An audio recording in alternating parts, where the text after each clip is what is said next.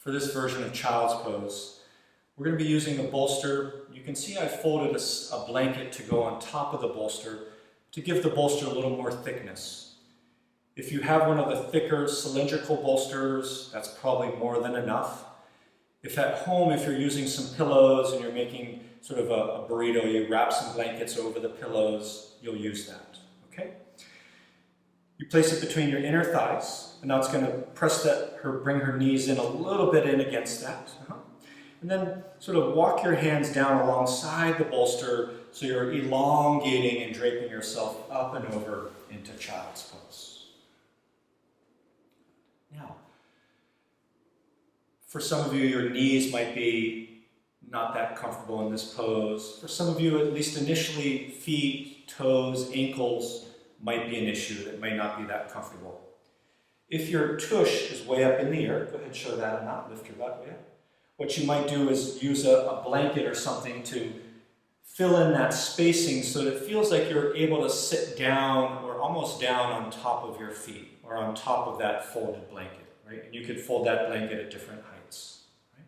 You know, bend your arms a tiny bit more, just a tiny bit.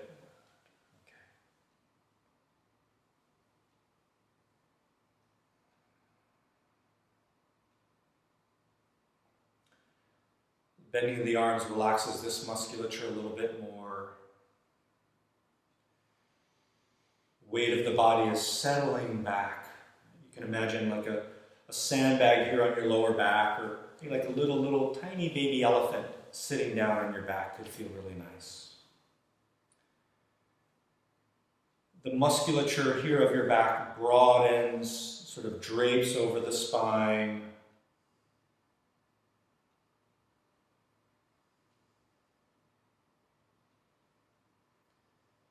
Depending on your spine, depending on what props you're using, sometimes the back will look a little bit more like a rainbow. Right? You can see in her case, it's a little flatter.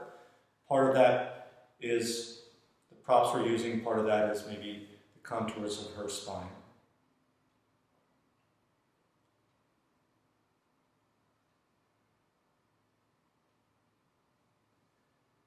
And I would say, when you practice this pose, stay as long as feels comfortable for you.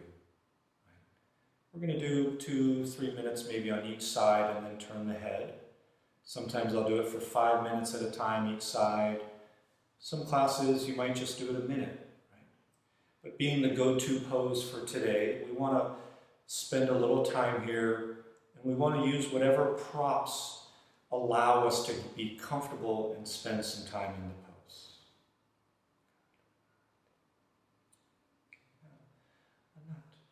You're going to lift up a little bit, press your hands down, re-elongate spine, turn your head over to the left.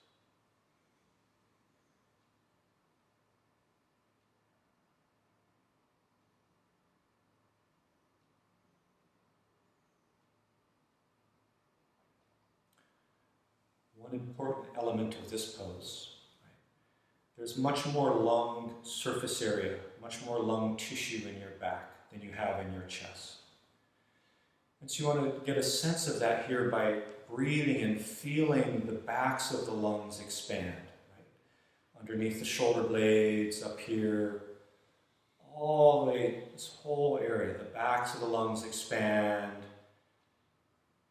There's more diaphragm, the primary muscle of breathing. There's more muscle tissue here of your diaphragm also. So you can see there's a lot of movement happening here in the side ribs.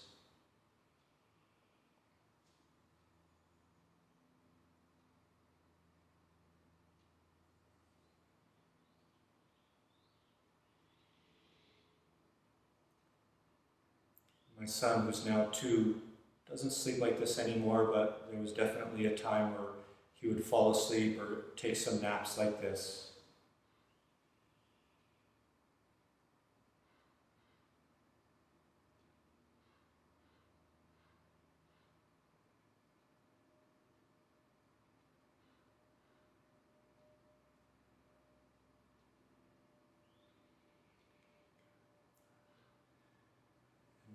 Slowly start to walk yourself back up. Right? I'm going to remove this blanket that's underneath your tush. Let's move that out of the way. Sometimes you might need to wipe a little drool off your face or something. Okay, now, because we spent so much time with deep folding of the legs, we want to do something now to release the backs of the legs. So, a very obscure yoga pose called downward dog. I'm going to have her use the 2 blocks. If you don't have the blocks, don't use them, but bring her hands on the blocks, and she's going to start to come into downward facing dog.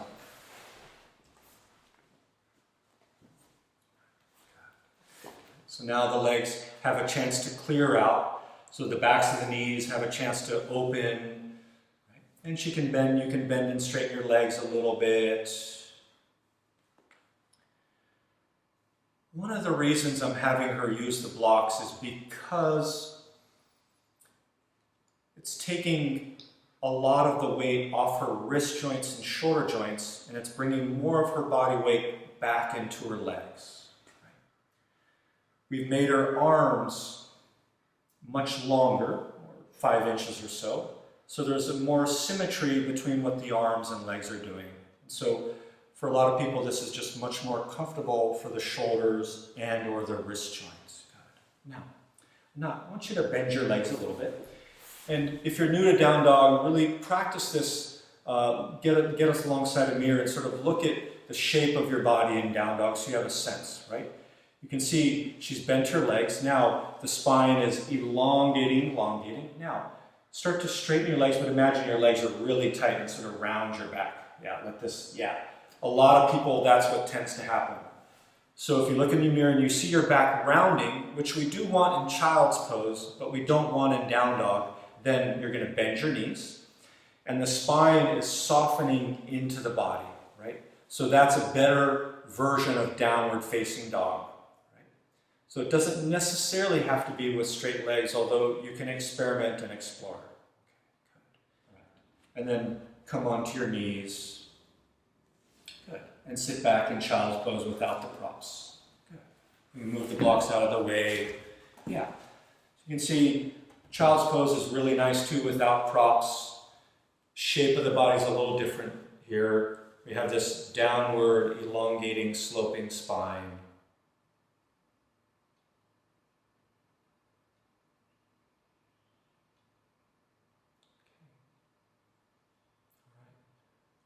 Next few poses, we're going to go to the wall. Standing forward bend at the wall. You're going to position your heels, your feet, say 8 to 10 inches from the wall. You're going to put your butt against the wall and sort of press your butt against the wall and it'll stay there. You can see she's practicing this right now with bent legs, which is really nice because you can see how your spine is going to cascade out, sort of this really nice tractioning, releasing of spine. You could also practice this pose and try and straighten your legs quite a lot, and that becomes more of a hamstring sort of situation and less about the back, right? Or try a little bit of both, right? We know the hamstrings are very much implicated in back pain, but we can also practice this without hamstrings so much being a part of the equation. Right? So please bend your knees one more time. Let's just look at that. This will probably feel a little bit more relaxing, right? A little more sort of a passive, relaxing feel. Broadening back, cascading spine. Great. And then bend your knees a little bit more. Bring your hands down and come down into child's pose.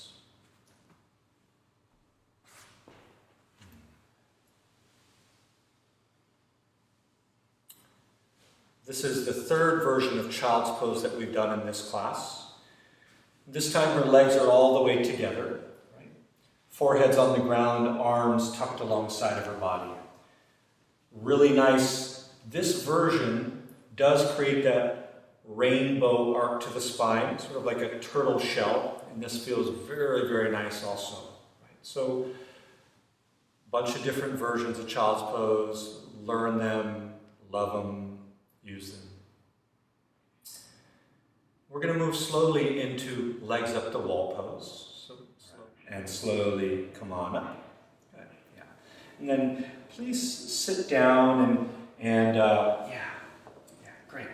Turn towards the wall. Okay, good.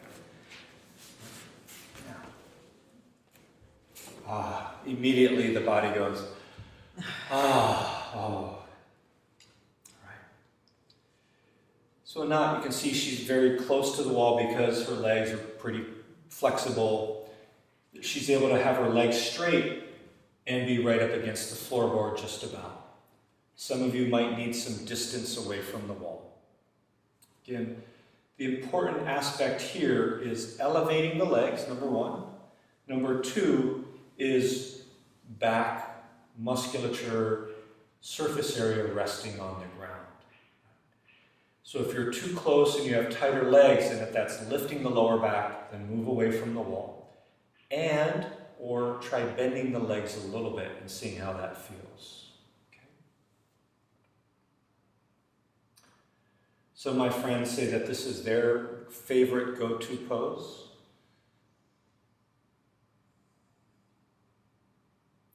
Certainly for exhaustion, tired legs, especially if you've been standing or walking for many hours, this can feel divine.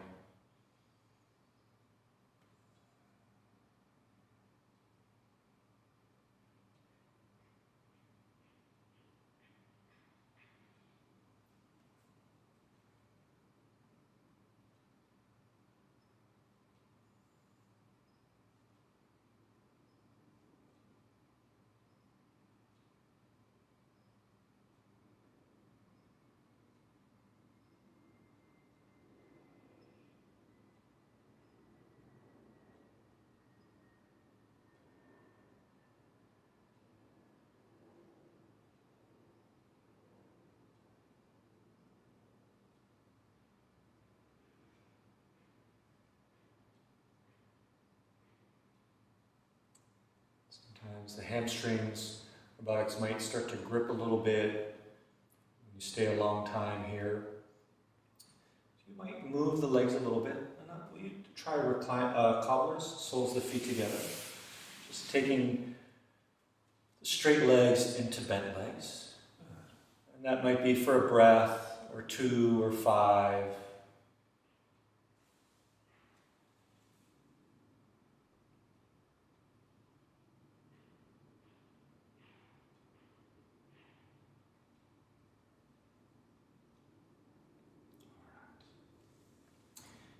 Please, once again, bring your knees together, reach your legs up the wall.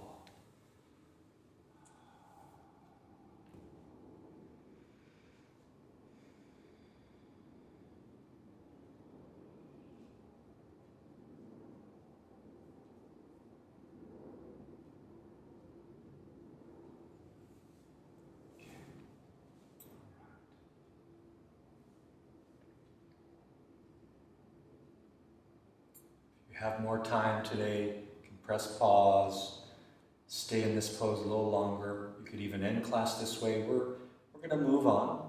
2 more poses from here. Start to bend your legs, place your feet against the wall, and then you sort of have to push into the wall and then move your torso. Yeah, just sort of wiggle, wiggle, wiggle, wiggle. My son loves to do that. Wiggle, wiggle. Sit on my lap and wiggle, wiggle, like I'm an amusement park ride. Okay. Recline twist. So bring your feet all the way onto the ground, right? So you move yourself far enough away from the wall that your feet are on the ground, and then drop your knees over to the left, recline twist, whatever version you want to do.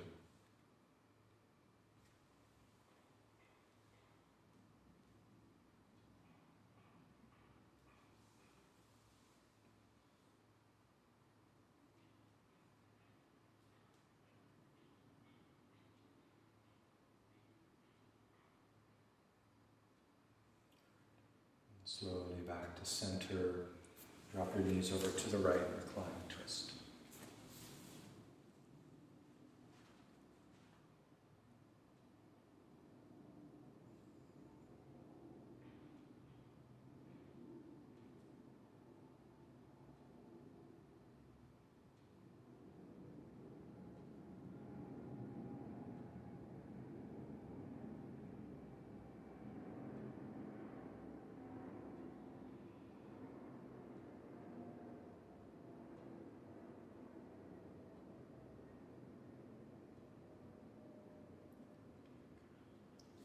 Nice and slowly come back to center.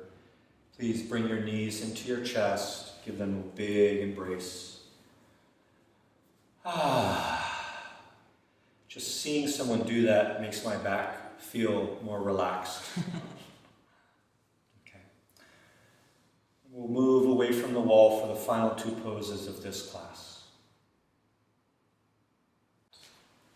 This is a version of reclined cobbler's pose. Cobbler's is where the soles of the feet are together, knees are draped out to the sides. I'm using the same bolster that we used previously for child's pose, one bolster with the blanket.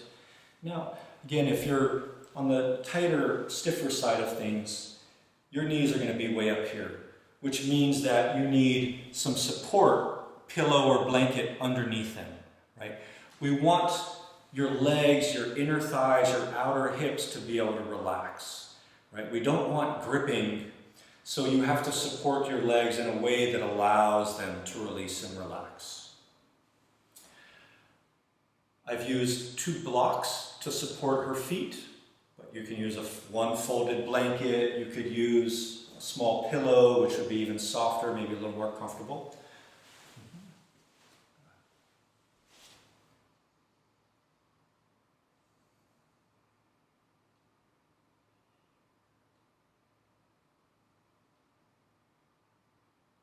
Spend a few minutes here. For some people, this really provides such wonderful relief for their backs. It may not work for you. Again, with all these poses, try it out, experiment a little bit. You might love it. If it's uncomfortable, then you just move on to the next pose. Okay? We're sort of starting to move towards the end part of this particular class.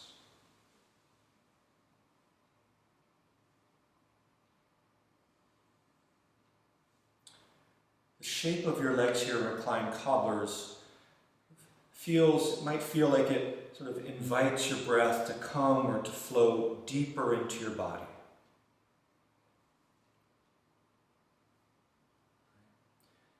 It might feel like the movement of your belly, of course we know the belly's expanding and rising that way, but it might feel like also like it's flowing down into the pelvis. So this pose, perhaps think of it as an invitation for the breath to come deeper down into your body.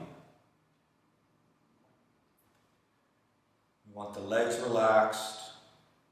We want, of course, the back relaxing.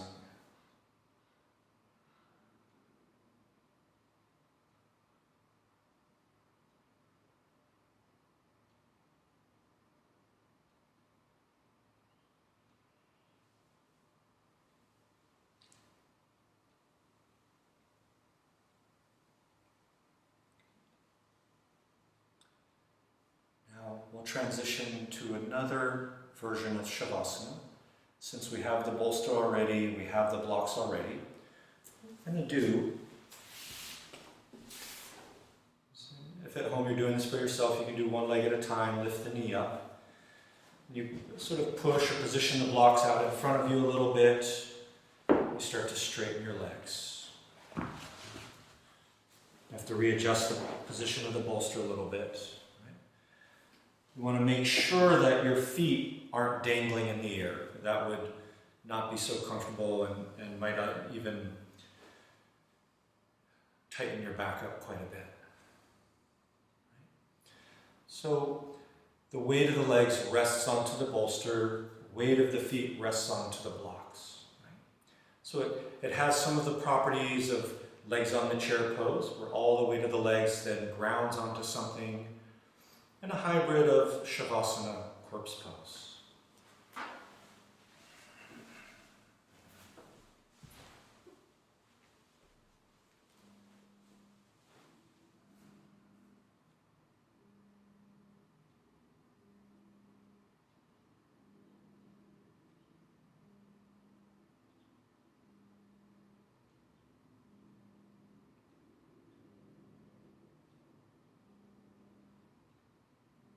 Feel your back lungs once again.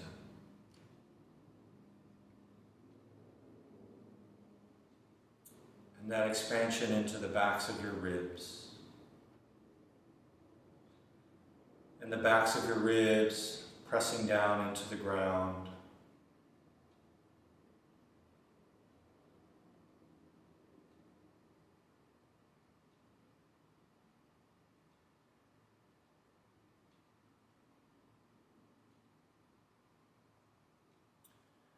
And then feeling your side ribs here. These move sort of like wings. You can, sort of like the wings of a butterfly. Right? As you inhale, those ribs widen away from the body. And as you exhale, those ribs come back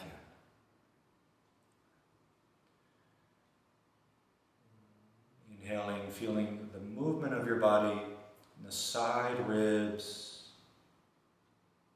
And the exhalation.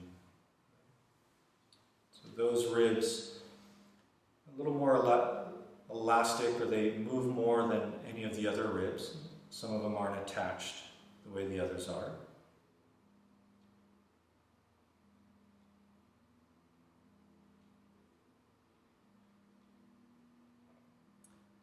I know when I started yoga, I probably had the impression that breathing happened just here in our chest, or in my chest. But what we learn is that breath happens in the entire torso. And you want to feel how your entire torso is being moved by your breath. Back of body, side of body, and of course, front of body. This three-dimensional shape change. Inhaling and exhaling.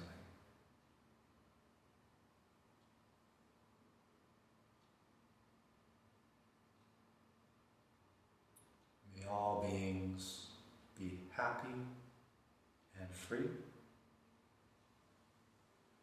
Loka samasta sukhino bhavantu. I hope this practice has brought you some relief and peace. Namaste.